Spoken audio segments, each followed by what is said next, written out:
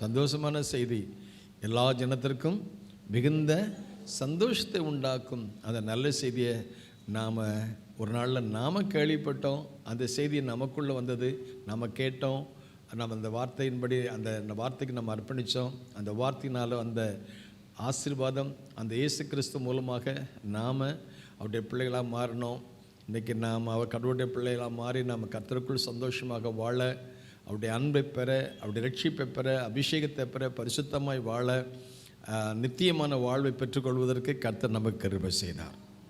அடிமைத்தனத்தில் இருந்தோம், அஞ்ஞான வழிபாடுகளில் இருந்தோம், அவைகளும் நம்ம விடுதலையாக்கி இருளில் இருந்தோம், இப்போ வெளிச்சத்தின் பிள்ளைகளாக கொண்டு வந்துக்கிறார். ஆமென் சொல்லுவோமா? ஆகவே அந்த அந்தகாரத்திலிருந்து ஆச்சரியமான ஒளிநிலத்திற்கு வரவழைத்தோடைய புண்ணியங்களை சொல்லும்படி நம்மை ராஜாக்களா ஆசாரியர்களாக வச்சுக்கிறார். அல்லேலூயா சொல்லுமா? ஆமென், அல்லேலூயா. அந்த ஜபக்குழுக்கள் அங்கெல்லாம் நடக்கும்போது அங்கே உள்ள தலைவர்களை நல்ல சிறப்பாக செஞ்சுருந்தாங்க. ஒழுங்கு நல்ல ஆயத்தம் பண்ணி செஞ்சுருந்தாங்க.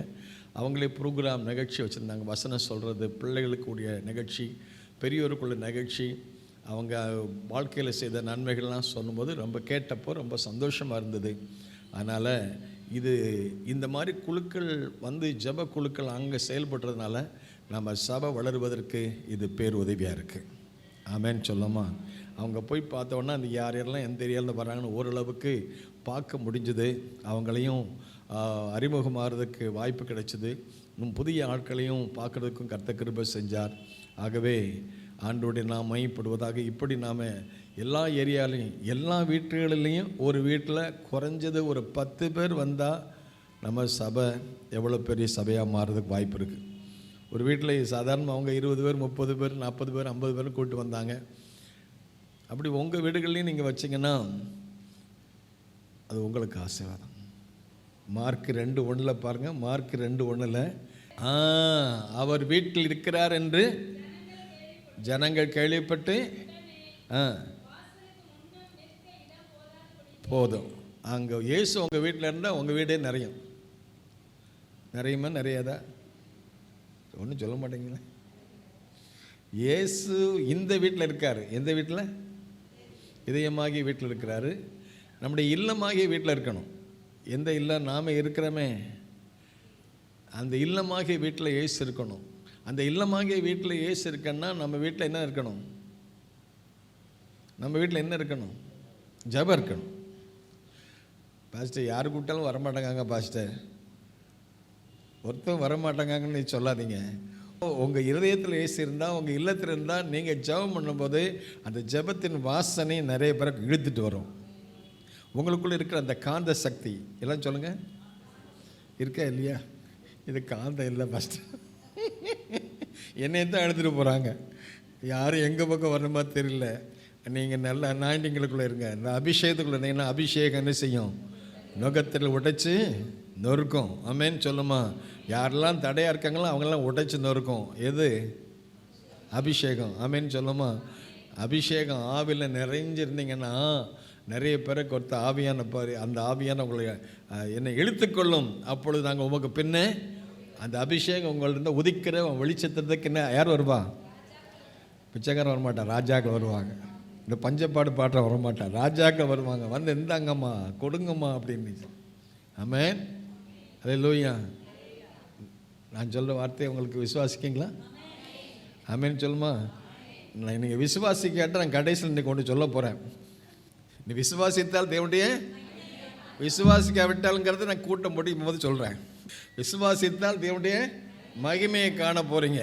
அல்லேலூயா சொல்லுமா? நான் சொல்கிறதெல்லாம், நான் சொல்கிற வார்த்தையெல்லாம் தேவனுடைய வார்த்தை. நாம் விசுவாசிகளாக இருக்கிற பேர் தான் நமக்கு விசுவாசிகள். நான் விசுவாசம் இல்லாத விசுவாசிகளை தான் இருக்கிறோம். கேரளாவில் ஒரு அப்பம் உண்டு, அந்த பேர் நெய்யாப்பம். அது பேர் என்னது? பேர் தான் நெய்யாப்பம். அது நெய்யில் சுட மாட்டாங்க. அதே மாதிரி விசுவாசிகள் பேர் இருக்குது, விசுவாசம் இல்லாத விசுவாசிகளாக இருக்கணும். ஆகவே இந்த நாளில் கூட விசுவாசம் உள்ள விசுவாசியாக இருக்கிறது உதவி செய்யுங்க. என்னை பயன்படுத்துங்க ஆண்டவரே. என் வீட்டுக்கு நிறைய பேர் வரணும், நான் நல்லா ஜெபம் பண்ணணும், என் வீட்டில் உள்ளவங்களாம் சந்திக்கப்படணும். என் வீட்டுக்காரரு, என் வீட்டில் உள்ள பிள்ளைகள், என் பக்கத்து வீட்டுக்காரங்க, ஆண்டவரே அவங்கெல்லாம் எங்கள் வீட்டுக்கு வர்றதுக்கு உதவி செய்யுங்க. எங்கள் வீடு உங்களுடைய அன்பினால் நிறைந்திருக்கட்டும், உங்கள் ஆசீர்வாதம் இருக்கட்டும், உங்கள் அற்புதங்களால் நடந்திருக்கட்டும். ஏசு அந்த வீட்டில் இருந்தால் ஒரு அற்புதம் நடக்குது. ஆமேன்னு சொல்லுமா? அல்லேலூயா. இது மனித வார்த்தை இல்லை, தேவ வார்த்தை. அந்த வீட்டில் அற்புதம் என்ன நினச்சது? சப்பானியை கொண்டு வந்தாங்க. அவன் பாவம் மன்னிக்கப்பட்டுச்சு. அவன் சப்பானியை வந்தான், நடந்து போனான். அதான் கதை முடிஞ்சுது. ஆமேன்னு சொல்லுமா? நீ நிறைய சப்பானி ஏன்னா செயல்பட முடியாதவங்களாம் செயல்பட வைக்கிறது தான். அதுக்கு காரணம் ஒரு வீடு தேவை. அது உங்கள் வீடாக இருந்தால் நல்லா இருக்கும். ஆமேன். அல்லேலூயா. நாங்களே சப்பானியாக தான் இருக்கோம் பாஸ்டர்.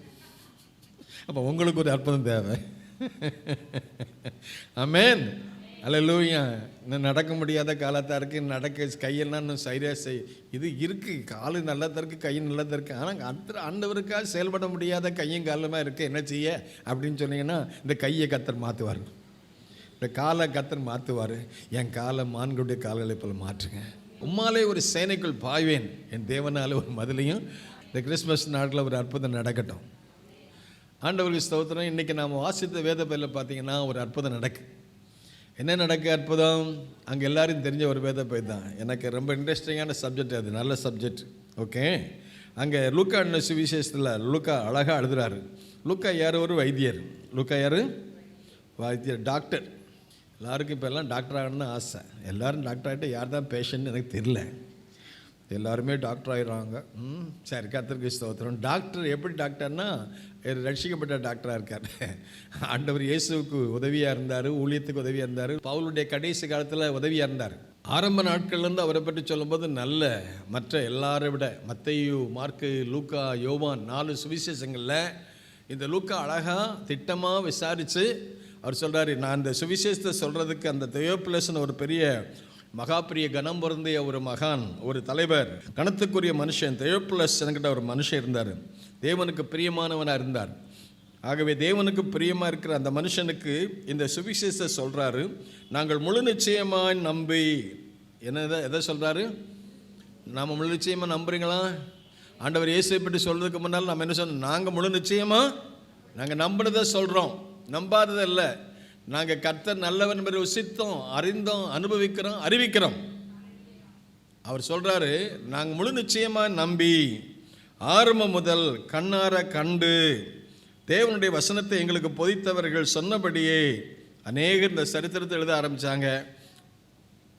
அதனால் ஆதி முதல் எல்லாவற்றையும் திட்டமாக விசாரித்த நானும் உமக்கு உபதேசிக்கப்பட்ட உபதேசங்கள் நிச்சயமாக நீங்கள் அறிய வேண்டும் என்று சொல்லி இதை நான் ஒழுங்காக உமக்கு சொல்கிறேன். அது எனக்கு நலமாக இருக்குது. நான் சொல்கிறதெல்லாம் சரியாக திட்டமாக தெளிவுமாக.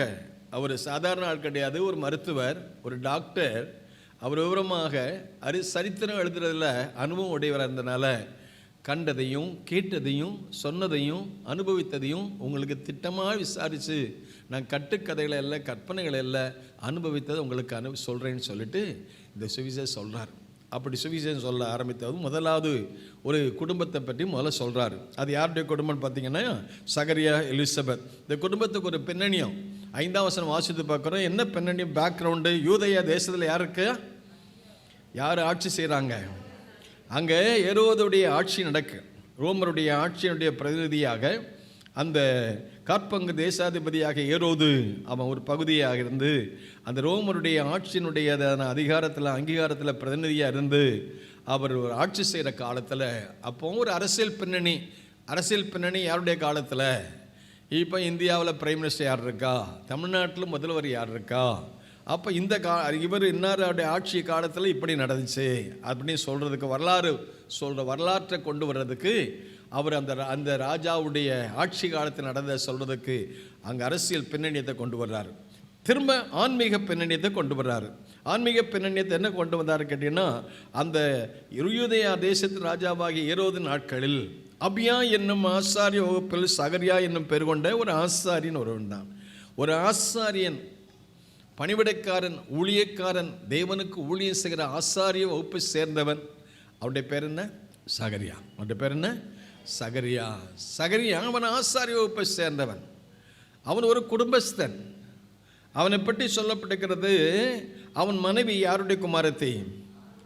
அவன் ஒரு ஆசாரிய வகுப்பை சேர்ந்தவன். அவருடைய மனைவி ஆருடைய குமாரத்திகளை ஒருத்தி. அவருடைய பேர் எலிசபெத், குயின் எலிசபெத். இந்த குயின் எலிசபெத்துக்கு பேரே இங்கேருந்து வந்துச்சு.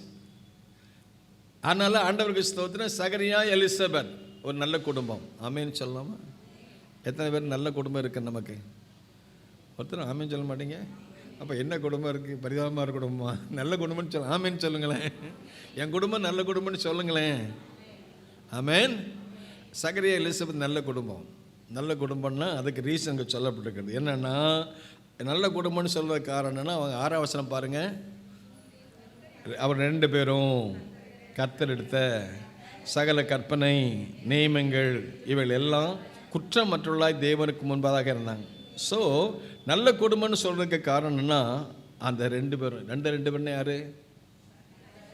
கணவன் மனைவி. ஆமேன்னு சொல்லுமா? புருஷன் மனைவி. அந்த 2 பேரும் கர்த்தர் கொடுத்த சகல கற்பனை சகல நியமங்கள் எல்லாவற்றையும் கைப்பிடித்து கடைப்பிடித்து எப்படி இருந்தாங்களாம்? 2 பேரும் நல்ல கர்த்தர் கொடுத்த கட்டளை. அல்லேலூயா சொல்லுமா? இன்னைக்கு கர்த்தர் கொடுத்த கட்டளை நடக்கிற 2 குடும்பங்கள் அல்ல, அந்த 2 பேருக்காக ஆண்டவர் ஸ்தோத்திரம். கர்த்தர் கொடுத்த கட்டளை நடக்கிற குடும்பங்களுக்காக ஸ்தோத்திரம். கர்த்தருக்கு பயந்து அவருடைய கட்டளைகள் மிகவும் பிரியமாக இருக்கிற மனுஷி அவங்க எப்படிப்பட்டவர்கள் அப்படின்னு சொல்லி ஒரு கர்த்தருக்கு பயந்த குடும்பங்களுக்கு வரக்கூடிய ஆசீர்வாதத்தை 128ஆம் சங்கீதத்தில் வாசித்து பார்க்குறோம். ஆகவே அப்படியெல்லாம் ஆண்டவருடைய ஆசீர்வாதம் இருக்க, இந்த 2 பேரும் கர்த்தர் கொடுத்த கட்டளை கற்பனை நியமங்கள் இதெல்லாம் கரெக்டாக நடக்கிறாங்க. எல்லா சட்டங்களுக்கும் எல்லா பிரமாணங்களுக்கும் சரியாக நடக்கிறாங்க. அது மனுஷருக்கு முன்பதாக மட்டும் இல்லை, தேவனுக்கு முன்பாக குற்றமற்றவர்களாக இருந்தாங்க. அல்லேலூயா சொல்லமா? பவுல் கூட சொல்கிறோம், நாங்கள் கர்த்தருக்கு முன்னதாக மனுஷருக்கு முன்னாலும் நாங்கள் குற்றமற்றவர்களாக இருக்கிறோம். இன்றைக்கி பாருங்கள், நம்ம ஆண்டவருக்கு முன்னாலேயும் மனுஷருக்கு முன்பதாகவும் நாம் குற்றமற்றவர்களாக இருக்க கர்த்தர் எதிர்பார்க்கிறார். நாம் குற்றமற்றவர்களாக இருக்கன்னா பிரமாணத்தை வாசிக்கிறது, தியானிக்கிறது, அதன்படி செய்கிறது. இந்த சகரியா எலிசபெத் கர்த்தர் கொடுத்த சகல பிரமாணத்தின்படியும் குற்றமற்றவர்களாய் நடந்து தேவனுக்கு முன்பாக அவங்க எப்படிப்பட்டவங்களாக இருந்தாங்களாம்? நல்ல குடும்பம். இந்த மாதிரி குடும்பத்தை தான் கர்த்தர் எதிர்பார்க்கிறாரு. அல்லேலூயா சொல்லுமா? சரி, இதை எப்படி கடவுளுக்கு கொடுத்த அந்த பிரமாணத்தின்படி எல்லாம் குற்றமற்றவர்களாக இருந்தாலும் அடுத்து அவங்கள பற்றி சொல்லப்படுகிறது 7ஆம் வசனம் என்ன சொல்லுது? 7ஆம் வசனம் என்ன சொல்லுது? குற்றமற்றவர்களாய் நடந்தாலும், தேவனுக்கு முன்பதாக உண்மையாக இருந்தாலும், மனுஷருக்கு முன்பதாக உண்மையாக இருந்தாலும், எல்லா பிரமாணத்தின்படி சரியாக இருந்தாலும் அவங்க வாழ்க்கையில் என்ன இருக்குது? ரொம்ப காலமாக அவங்க வாழ்க்கையில் ஒரு குழந்தை இல்லாத ஒரு சூழ்நிலை இருக்குது. அப்புறம் அவங்க கல்யாணம் பண்ணி எத்தனை வருஷம் ஆச்சு எனக்கு தெரியாது. அவங்க 2 பேரும் எப்படி இருக்காங்களாம்? யார் எத்தனை வயசு நம்புறீங்க? எத்தனை வயசு ஒரு கெஸ் பண்ணுங்களேன். எத்தனை வயசு இருக்கலாம்? வயது சென்றவர்கள் அப்படின்னு சொல்லியிருக்குது. அவர்கள் 2 பேரும் எப்படி இருந்தாங்களாம்? நீங்கள் ஏன்னா கணக்கு போட்டிங்கன்னா, நாங்கள் 80 வயசு வந்தாலும் நாங்கள் வயசானவங்க கிடையாது பாஸ்டர். இந்த முறை நான் அமெரிக்கா போயிருந்தேன்ல, நான் ஒரு பாஸ்டரை மீட் பண்ணேன். அவர் வயசு ஒரு 60 வயசுக்குள்ள தான் இருக்கும். 60 வயசு 50 வயசு தான் இருக்கும். அப்புறம் பார்த்தேன், அவர் பாஸ்டர் நான் இந்த பல இடங்களில் ஊழியம் செஞ்சு வரேன், இந்தியா பலகெல்லாம் போயிட்டு வரேன். அங்கே அமெரிக்காவில் ஒரு பெரிய சர்ச்சில் ஒரு 5000 பேர் உள்ள சபைக்கு பாஸ்டராக இருக்கிறார். ஒரு மிஷன் டிபார்ட்மெண்ட்டில் அவர் ஊழியம் செய்கிறார். அப்புறம் பற்றி ஊழியங்கள்லாம் பேசிக்கும் போது சொன்னார், பாஸ்டர் எங்கள் அப்பாவுக்கு நான் கல்யாணம் பண்ணி வச்சேன்னார். அல்லேலூயா. நம்ம ஊரில் அப்பா தான் பிள்ளை கல்யாணம் பண்ணி வைப்பாங்க. அவங்க ஊரில் பிள்ளைகள் அப்பாவுக்கு கல்யாணம் பண்ணி வச்சாங்களா? ஓ அப்படியா? என்ன வயசுன்னு கேட்டேன். 80 வயசு பாஸ்டர். அல்லேலூயா. எல்லாம் கண்டத்தில் கை வச்சிட்டீங்க. 80 வயசில் கல்யாணம். அது என்ன ரொம்ப டச் பண்ணிச்சு. சரி, 80 வயசில் கல்யாணம். அப்போ உங்கள் அம்மா நிலைமை என்னாச்சு? எங்கள் அம்மா இறந்துட்டாங்க, அதனால் எங்கள் அப்பா தனிமையாக இருந்தாங்க. எங்கள் அப்பா ஒரு மிஷினரி. சரி, அப்போ பொண்ணு யார் அப்படின்னேன். அது ஒரு மிஷினரி பொண்ணு. அவங்களும் கல்யாணம் ஆகி அவங்க மாப்பிள்ளை இறந்துட்டாங்க. அவங்களும் ஒரு மிஷினரி குடும்பம். அவங்களுக்கும் வயசு ஒரு 76 வயசு. அதனால் அவங்களும் சிங்கிளாக இருந்தாங்க. தாத்தாவுக்கும் பாட்டிக்கும் கல்யாணம். நம்ம காக்காக்கும் கல்யாணம். அதனால் தாத்தாவுக்கும் பாட்டிக்கும் கல்யாணம். 80 வயசு 76 வயசு. ரொம்ப இன்ட்ரெஸ்டிங்காக இருந்துச்சு. வயசான கல்யாணத்தை விட மகன் அப்பாவுக்கு கல்யாணத்தை நடத்தியிருக்கார். சந்தோஷமாக சொன்னார். நம்ம வருத்தப்பட என்ன சொல்லலை, அவர் சந்தோஷமாக I am so happy to conduct my dates wedding. அப்போ நான் சொன்னேன், அந்த தம்பதிகளை இந்தியாவுக்கு அனுப்பி வைப்பாங்க. நீங்கள் நினைக்கல பிப்ரவரியில் வரப்போகிறாங்க. இந்த அம்மா முந்தைய காலத்தில் வட இந்தியாவில் ஊழியம் செஞ்சுருக்கிறாங்க. ஊழியம் செஞ்சு அநேக ஆத்துமாக்களை ஆதாயம் பண்ணிருக்காங்க. அந்த மிஷனரி தரிசனத்தில் அவங்க இப்போ திருமணம் பண்ணிட்டு சந்தோஷமாக வரப்போகிறாங்க. அப்போ நான் எனக்கு கண்டிப்பாக வட இந்தியாவுக்கு வரும்போது தென்னிந்தியாவுக்கும் வர சொல்ல, நாங்கள் நல்ல வரவேற்பு வைக்கிறோம் அப்படின்னு சொல்லியிருக்கேன். அதனால் அந்த தேதியை நீ குறிப்பிடும்போது எங்கேயாவது போயிடாதீங்க, அவங்களெல்லாம் நான் வரவேற்கணும். அந்த பொதுவாக அமெரிக்காவில் யூத கல்யாணத்தை பார்த்திங்கன்னா அந்த கல்யாண சிறப்பாக நடனமெல்லாம் ஆடுவாங்க. ஆனால் இங்கே எப்படி தெரியாது. அது ஒரு மகிழ்ச்சியான ஒரு செய்தி தான், நல்ல செய்தியாக. ஆனால் அவர் நல்ல ஹெல்த்தியாக தான் இருக்கிறார். 80 வயசுலேயும் நல்லா ட்ராவல் பண்ணக்கூடிய அளவுக்கு மிஷனரி ஊழியத்தை செய்கிறதுக்கு. அதனால் நல்ல ஒரு ஆரோக்கியமான ஒரு வாழ்க்கையில் தான் அவங்க இருக்காங்க. அதனால் அவங்கள தப்பாக நம்ம நினைக்கக்கூடாது. அவங்க என்ன நோக்கத்துன்னா கடைசி வரைக்கும் கர்த்தருக்காக எதையாவது செய்யணும் தான், வேறு தவறான நோக்கத்தில் அல்ல. நாம் என்ன இந்த வயசில் 80 வயசில் அவர் கல்யாணம் தேவையான்னு நம்ம நினைப்போம். ஆனால் அவங்க அந்த கலாச்சாரத்தின்படி தனிமை அவங்கள கொல்லும். தனிமையாக இருந்தாங்கன்னா அவங்களுடைய மனசில் இருக்கிறத எதையாவது நல்ல காரியத்தையோ கெட்ட காரியத்தையோ வாழ்க்கையில் ஏற்படக்கூடிய மேற்றத்தாழ்வுகள், மனசில் இருக்கிற சந்தோஷம் துயரம் இதெல்லாம் பகிர்ந்து கொள்றதுக்கு ஒரு ஆள் இல்லைன்னா அவங்க வாழ்க்கையில் என்ன செய்யணும், மனதுக்கு ரொம்ப வாழ்க்கை நல்லா இருக்காது. அதனால் ஒரு கம்பேனியன்ஷிப் வாழ்க்கையில் கர்த்தர் கொடுத்த அந்த இயல்பின்படி ஒரு ஆதாமுக்கு ஒரு ஏவாள் மாதிரி அவங்க கடைசி வரைக்கும் அவங்க லைஃப்பில் ஒருத்தருக்கு ஒருத்தர் அன்பாக இருந்து அப்படி வாழ்க்கை நடத்துகிறது தான் அவங்களுடைய கலாச்சாரம். அது நம்ம இந்தியாவுக்கு ஒத்து வராது. சரி, ஆண்டவருக்கு ஸ்தோத்திரம். ஆகவே இந்த சகரியா எலிசபெத் நல்ல ஆண்டவருக்கு ஸ்தோத்திரம் 2 பேரும் உயிரோடு இருக்காங்க. அல்லேலூயா சொல்லுமா. ஒருவேளை ஆண்டவருக்கு ஸ்தோத்திரம். இந்த 2 பேரும் வயதான முதிர்ந்த அனுபவத்திலையும் ஆண்டவருக்கு பிரியமாக இருந்தாங்க. கடைசி வரைக்கும் ஊழியம் செஞ்சாங்க. அது ரொம்ப சந்தோஷமான ஒரு செய்தியாக இருந்துச்சு. ஆனால் அவங்க வாழ்க்கையில் ஒருவேளை அவங்களுக்கு ஒரு குறைவு இருந்த மாதிரி நம்ம வாழ்க்கையில் சில குறைபாடு இருக்கலாம். நம்ம ஊழியம் செய்தனால நமக்கு எல்லாம் நிறைவாக இருக்குன்னு நம்ம சொல்கிறதுக்கு இல்லை. ஆனால் குறைவு இருந்தாலும் ஆண்டவர் இயேசு கானாவூர் கல்யாணத்துக்கு போனப்போ அங்கே ஒரு குறைவு ஏற்பட்டுச்சே. இயேசு இந்த இங்கே கல்யாண வீட்டிலாம் இருக்கிறாரு, அவர் அழைக்கப்பட்டிருந்தார், அவருக்கு கொடுக்க வேண்டிய மரியாதை எல்லாம் இருந்தது. ஆனால் அங்கே குறைவு ஏற்பட்டது. நம்ம வாழ்க்கையில் சில சமயங்களில் குறைவு ஏன் ஏற்படுகிறது என்று சொல்லி நாம் அதனால் நம்ம பின்னடைவு அல்லது பின்மாற்றத்துக்குள்ளே போகாமல் இருக்கிறதுக்கு, நாம் வாழ்க்கையில் ஒரு நன்மை கிடைக்கலேங்கிறதுக்காக பின்வாங்கி போகவே கூடாது. பின்வாங்கி போகாமல் ஆண்டவருக்கு ஸ்தோத்திரம். அவர் கொடுத்தாலும் கொடுக்காவிட்டாலும் யோபு சொன்னது போல கர்த்தர் தந்தார், கர்த்தர் கொடுத்தார், கர்த்தர் எடுத்தார், கர்த்தருக்கு ஸ்தோத்திரம்.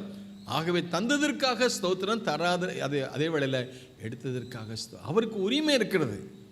அவர் தான் எல்லாவற்றுக்கும் காரணமானவர். ஆனால் குறைவு வந்ததுனால, குறைவு இருந்ததுனால அவங்க சோர்ந்து போகலை. இன்றைக்கி நாம் ஜெபம் பண்ணி ஒரு பதில் கிடைக்கலன்னா நாம் சர்ச்சுக்கு வரமாட்டோம், ஆண்டவருக்கும் உண்மையாக இருக்க மாட்டோம், அப்படியே சோர்ந்து போயிடும். அநேகருடைய வாழ்க்கையில் தான் நம்ம வாழ்க்கையில் ஏதோ ஒரு குறைவு இருக்குது, மற்றவங்க நம்ம என்ன நினைப்பாங்க அப்படின்னு நினச்சி சகரியாவை எலிசபெத் சோர்ந்து போகல.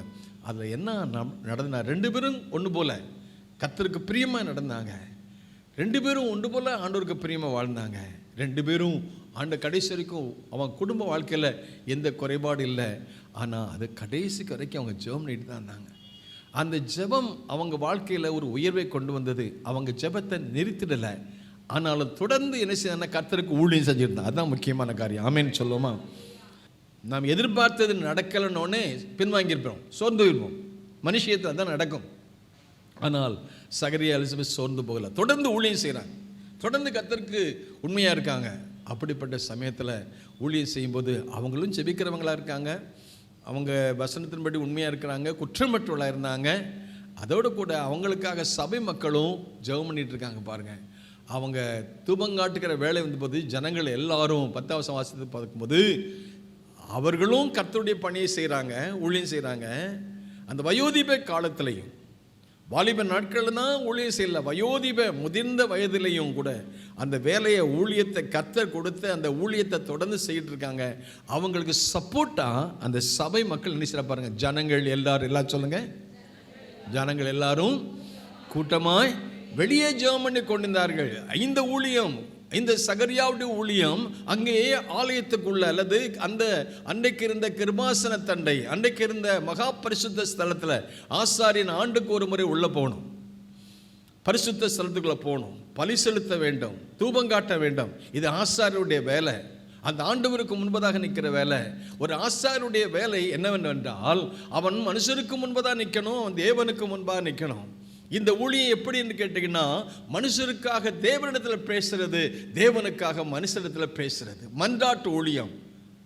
விசுவாசம் என்பது கடைசி மூச்சு வரை வாழ்க்கையில் என்னதான் ஏற்பட்டாலும் என் கடைசி மூச்சு வரைக்கும் நான் கர்த்தரை விட்டு விலக மாட்டேன். உம்முடைய ஜனம் என்னுடைய ஜனம், உம்முடைய தேவனுடைய தேவன். நீங்கள் இருக்கிற இடத்துல நான் இருப்பேன், நீங்கள் சாகிற இடத்துல நான் சாவேன். கமிட்மெண்ட், ஒரு உடன்படிக்கை, ஒரு உறுதி, ஒரு தீர்மானம். இதில் நாம் ஆண்டவருக்கு ஒரு முன்னால் நாம் ஞானஸ்நானத்தில் ஒரு உடன்படிக்கை பண்ணுறோம். ஆண்டவரே, வாழ்விலும் தாழ்விலும் சுகத்திலும் துக்கத்திலும் எப்படி கல்யாணத்தை உடன்படிக்கை பண்ணுற மாதிரி அந்த ஞானஸ்நானத்தில் உடன்படிக்கை பண்ணுறோம். கடைசி மூச்சு வரைக்கும் உண்மையாக இருப்பேன். அப்படி உண்மையாக இருக்கும் பொழுது நிச்சயமாகவே அந்த விசுவாசத்தை கற்று கனம் பண்ணுறார். ஆமேன்னு சொல்லுமா? அதுக்கு தடை வரலாம். ஒரு கல்யாணத்துக்கு ஒரு திருமண ஆலோசனையாக போயிருந்து போன வாரத்தில் ஒரு பாஸ்டர் ஃபேமிலி இன்னொரு இடத்துல அந்த ஊழியத்துக்கு அந்த பையன் ஒப்பு கொடுத்துக்கிறான். ஊழியத்துக்காக அவனுக்காக ஜெபம் பண்ணுறாங்க. அப்படி ஜெபம் பண்ணி ஒரு பெண்ணை குறித்த தகவல் கிடைக்குது. தகவல் அந்த பொண்ணு வீட்டில் அந்த பொண்ணு மட்டும் ஆண்டவருக்குள்ளே வந்து ரட்சிக்கப்பட்டு ஞானஸ்நானத்தை அபிஷேகம் பற்றி அவ்வளோ ஊழியம் செய்ய ரொம்ப ஆர்வமாக இருக்கா, ஊழியம் செஞ்சுக்கிட்டு தான் இருக்கா. ஆனால் அவங்க பெற்றோர் அவ்வளோ விசுவாசம் இல்லை. அவங்க ஏதோ பேருக்கு சர்ச்சுக்கு வருவாங்க போவாங்க, இப்படி தான் இருப்பாங்க. அந்த பிள்ளை ஸ்ட்ராங்காக இருக்கா, ஆண்டவருக்காக வாழணும். அவள் நல்ல பிஎஸ்சி பிஎட் ஒரு டீச்சருங்கிற நிலையில் நல்ல கர்த்தருக்காக ஊழியம் செய்கிறா. நகை கூட போடலை, அப்படி வைராக்கியமாக இருக்கா, ஆண்டவருக்காக வாழணும். ஆனால் அப்படி தகவல் அவளுக்கு திருமணத்துக்கு ஒரு இடங்களில் பெற்றோர் பல இடத்துல பார்த்தாங்க, பல இடங்களில் பார்க்குறதுக்கு திருமணத்துக்கு ஏற்பாடு பண்ணுறாங்க. அவள் ஒரே வார்த்தை சொல்லிட்டான், கடவுளுக்கு பயந்து ஊழியம் உண்மையாக செய்கிற மனுஷனாக இருந்தால் நான் அவனை திருமணம் பண்ணுறேன், இல்லைனா வேண்டான்னு சொல்லிட்டான். ஆனாலும் அவங்க ஊழியன்னா அந்த காலத்தில் கஷ்டம் அப்படின்னு சொல்லிட்டு அப்படி வேலை செய்கிற பையங்களையே பார்க்குறாங்க. அந்த மாதிரி சூழ்நிலை உருவாகுது. ஆனால் அப்படி உருவாகி அவங்க ஒரு பையனுக்கு திருமணத்துக்கு இவ்வளோ சூழ்நிலை ஏற்பாடு பண்ணலாங்கிற ஒரு முடிவுக்கு வர்றாங்க. ஆனால் இந்த பிள்ளை ஸ்ட்ராங்காக இருக்கா, இல்லை நான் கடவுளுக்கு பயந்து ஊழியம் செய்கிற பையனை தான் நான் கல்யாணம் பண்ண உறுதியாக இருக்கா. ஆனால் அவங்க என்ன செய்கிறாங்கன்னா, ஒரு ஊழியம் செய்கிற ஒரு குடும்பத்தை சேர்ந்த ஒரு பையன் போன உடனே அவங்களுக்கு விருப்பம் கிடையாது பெற்றோருக்கு. ஆனால் அவள் விருப்பம், அவள் அந்த ஊழியத்துக்கு ஒப்பு கொடுத்த பையனை தான் திருமணம் பண்ணுவோன்னு அதில் ஸ்ட்ராங்காக இருக்கான். பெண்ணு பார்க்க போயாச்சு. பார்த்துட்டு பெண்ணுடைய வீட்டுக்கு வரலாமான்னு கேட்டதுக்கு வரக்கூடான்ட்டாங்க. ஏன் வரக்கூடான்ட்டாங்க? நாங்கள் விரும்பின இடத்த தான் அவள் திருமணம் பண்ணணும், ஊழியம் செய்கிறது எங்களுக்கு இஷ்டம் கிடையாது, ஒரு வேலை செய்கிறவனை தான் பார்த்து திருமணம் பண்ணணும்னு சொல்லிட்டு பெற்றோர் சொல்லிட்டாங்க. உடனே இவன் என்ன செஞ்சா தெரியுமா? உடனே அன்றைக்கி ராத்திரி ஒரு உபவாச ஜெபம் போட்டான். உறுதியான ஒரு ஜெபம், எஸ்தர் போட்ட மாதிரி, புசியாமலும் குடியாமல் இருக்க மாதிரி ஒரு உபவாச ஜெபம் பண்ணும். அந்த ஜெபம் என்ன செய்யுன்னு கேட்டிங்கன்னா, அவங்களுடைய பெற்றோருடைய மனசை மாற்றியது. ஆமென் சொல்லுமா? இதில் என்ன சொல்ல வரேன்னா, அவள் சின்ன பிள்ளையாக இருந்தாலும் அவளுக்கு ஒரு 24-25 வயசு தான் இருக்கும். ஒரு கமிட்மெண்ட், ஒரு உறுதி. எனக்குன்னு ஒரு பையன் வருவானா, எனக்குன்னு ஒரு மாப்பிள்ளை வருவானா, நான் திருமணம் பண்ணால் அவன் ஊழியம் செய்கிறவனாக இருக்கணும், அவனைத்தான் நான் தெரியும். அவன் எவனாக இருந்தாலும் சரி, கர்த்தருக்குன்னு ஒப்பு கொடுத்தவனாக இருந்தால் அவனை நான் திருமணம் பண்ணுறதுக்கு நான் ஆயத்தமா. ஆனால் உலக வேலை செய்கிறவனை நான் திருமணம், அவன் எவ்வளோ பெரிய கோடீஸ்வரனாலும் நான் திருமணம் பண்ண மாட்டேன்னு சொல்லி உறுதியாக இருந்தா, அதை பார்த்த உடனே எங்களுக்கே ஆச்சரியமாக போச்சு.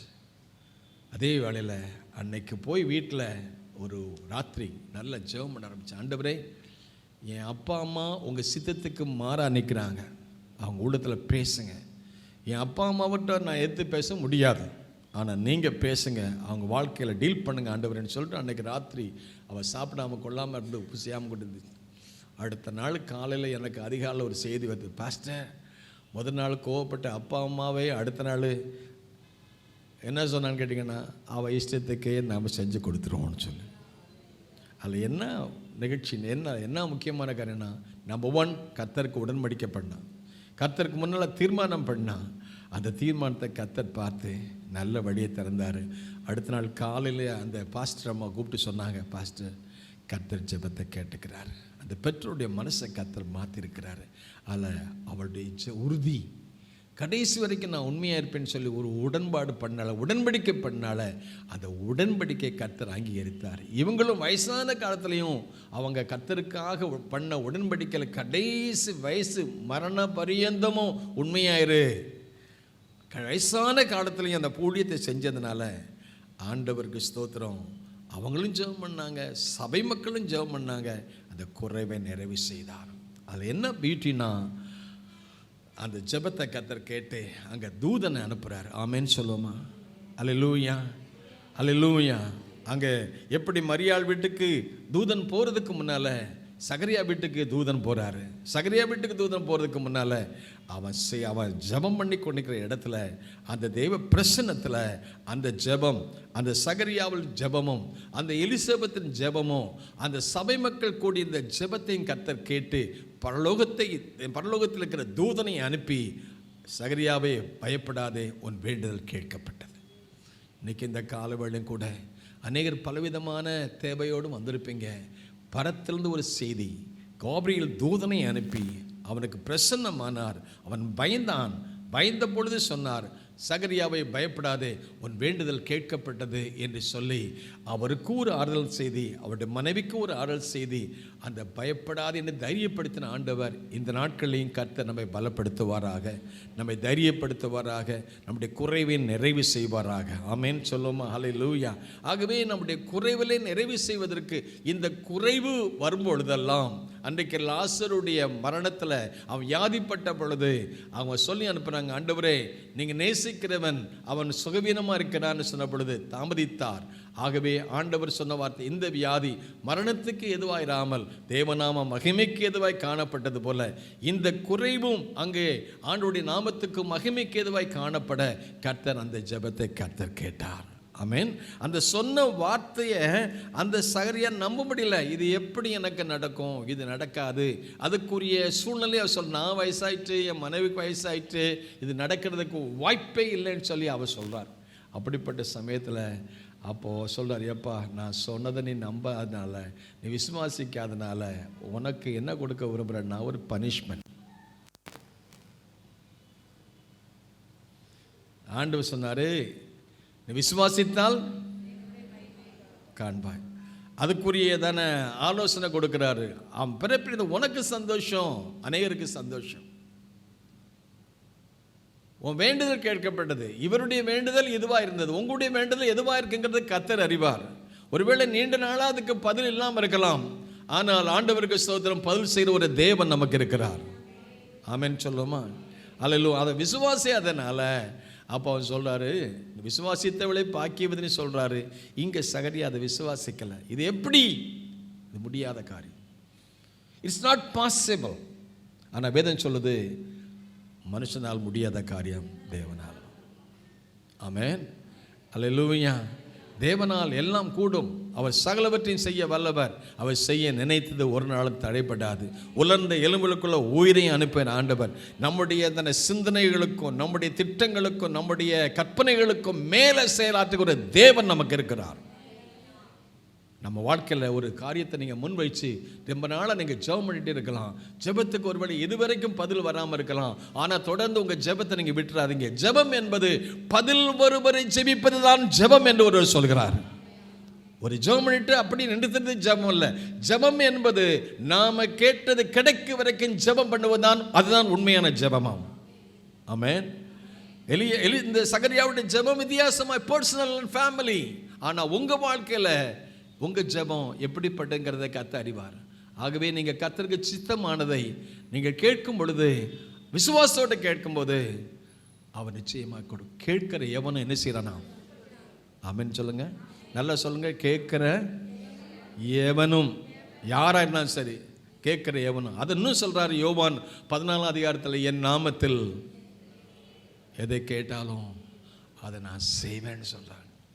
ஆமென். யோவான் 14 அதிகாரம் 14 என்ன சொல்ல பாருங்க, என் நாமத்தினால, அவருடைய பேரில், அவருடைய பேர் என்ன பேர்? வானத்திலும் பூமியிலும் அதிகாரம் பெற்ற பெயர், எல்லா நாமங்களுக்கும் உயர்ந்த நாமம். சில ரதங்களை கொடுத்தும் சில குதிரைகளை கொடுத்தும் மேன்மைப்பார். நாங்களும் எங்கள் தேவனாகிய கர்த்தருடைய நாமத்தை குறித்தே அவர்கள் முறிந்து விழுந்தார்கள், நாங்களும் என்ன செய்கிறோம்? எழுந்து நிமிர்ந்து நிற்பதற்கு இந்த நாமத்தில் நாம் எதை கேட்டாலும் அதை செய்வேன்னு சொல்லியிருக்கிறாரு. அதை விசுவாசிக்க கூடாதபடி நம்முடைய மனுஷிகம், நம்முடைய மாம்சம், நம்முடைய சுயம், நம்முடைய இவைகளுக்கு நாம் இடம் கொடாதபடி, ஆண்டவரே விசுவாசித்தவளே நீ பாக்கியவதி, நீ விசுவாசித்தால். தேவனுடைய எத்தனை பேர் இந்த வசனத்தை விசுவாசிங்க? ஆமென். கேளுங்கள் அப்பொழுது தேடுங்கள் அப்பொழுது தட்டுங்கள் அப்பொழுது உங்களுக்கு என்ன செய்யப்படும்? திறக்கப்படும். கேட்கிற எவனும் பெற்றுக்கொள்கிறான். ஆகவே இது சகரியாவுக்கு அது முடியல. அவரும் நம்ம மாதிரி தானே, நம்ம மாதிரி மனுஷர் தானே. அவருக்கு இதை ஏற்றுக்கொள்ள முடியலை. அன்றைக்கு சாராளுக்கு அதை முடியலை. சாராள் அதை பார்த்த உடனே சிரித்தாங்க, நகைச்சாங்க. வயசான காலத்தில் எப்படி ஒரு அற்புதம் நடக்கணும். சகரியாவுக்கு விசுவாசியதுனால அங்கே சொல்லப்படுகிறது, இது தகுந்த காலத்தில் நிறைவேறப் போகிற என் வார்த்தைகளை நீ விசுவாசியாதபடினால என்ன சொல்லுங்க, இந்த 1:20 என்ன சொல்கிறா பாருங்க, நான் சொன்னதை நீ நம்பாதனால, நீ விசுவாசியாதனால நான் சொன்னது நிச்சயமாக நடக்கும். ஆமேன்னு சொல்லுங்களேன். அவர் சொல்லாகும், அவர் பொய் சொல்ல ஒரு மனிதன் அல்ல, மனமாற நான் சொன்னது நிறைவேறும். இது தகுந்த காலம் வரும். It has a due time. தகுந்த காலத்தில் சொல்லப்படுற காரியம் நிறைவேறும். ஆனால் நீ என்ன செய்யல? விசுவாசிக்கல. விசுவாசியாதபடினால இது இந்த காரியம் வரும் வர என்ன நடக்குமா சொல்லுங்க? இது சம்பவிக்க மட்டும். சர்ச்சுக்கு வரும்போது நல்லா வாய் அடிச்சுட்டு வந்தீங்க. நான் சொன்னதை நீங்கள் நம்பலைன்னா போகும்போது அல்லேலூயா, நான் சொல்லலை, வசனம் சொல்லுது. நீங்கள் இதை நம்பலைன்னா சகரியாவுக்கு சம்பவிச்சது உங்களுக்கும் சம்பவிக்கலாம்.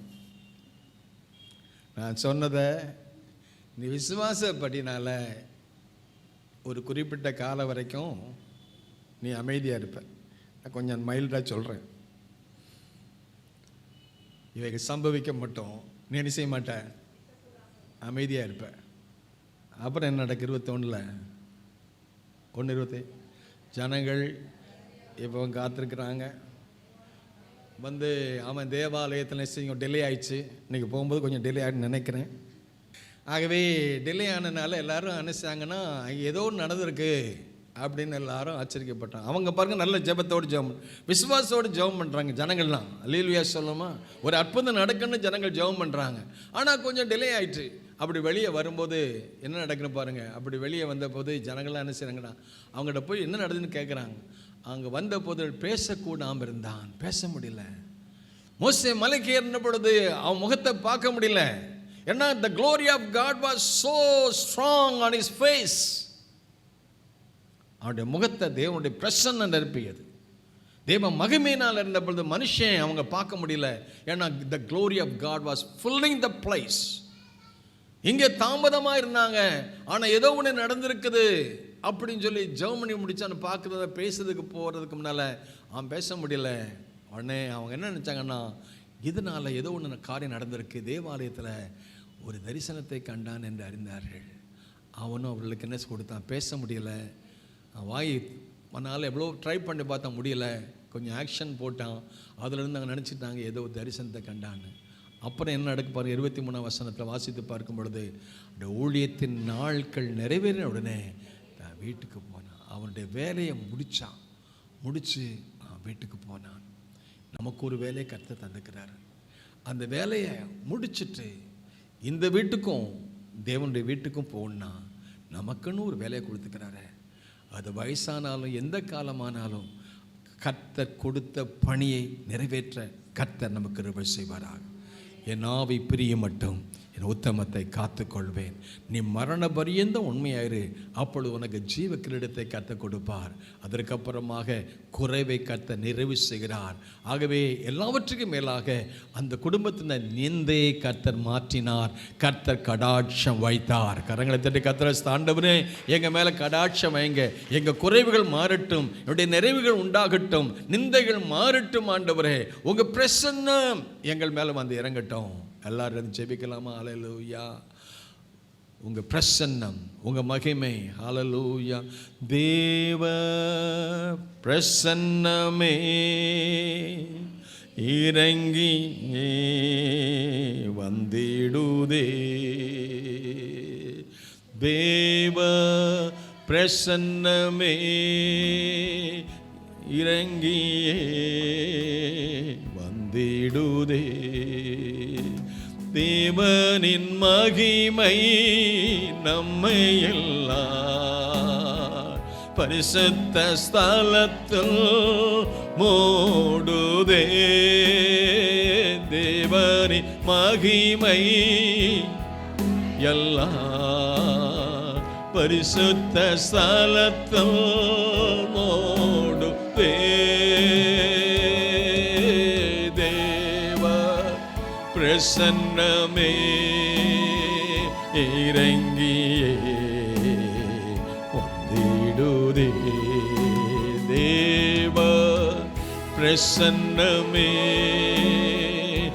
இறங்கியே வந்திடுதே. தேவனின் மகிமை நம்மையெல்லாம் பரிசுத்த ஸ்தலத்தில் மூடுதே. தேவனின் மகிமை நம்மையெல்லாம் பரிசுத்த ஸ்தலத்தில் மூடுதே.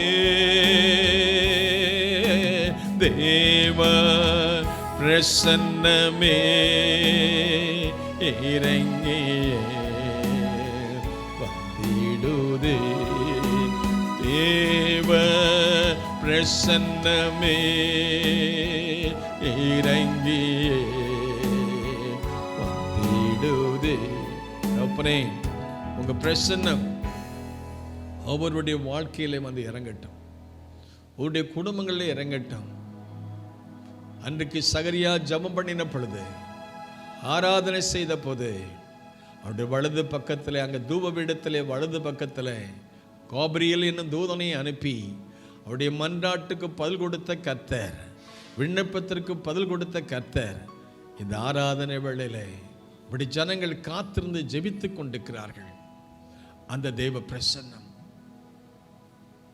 உங்களுடைய தூதர்கள் வந்து இறங்கி அவளை சந்திப்பாராக.